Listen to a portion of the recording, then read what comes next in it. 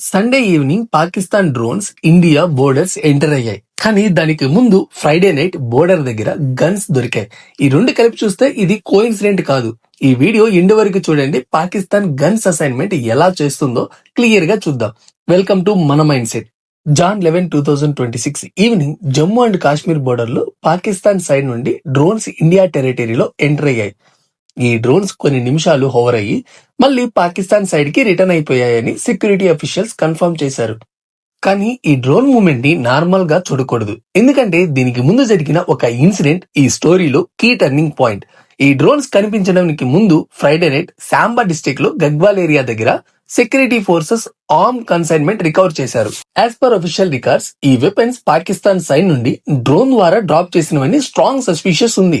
ఈ రికవరీలో 2 pistols, 3 magazines and 1 grenade దొరికాయి.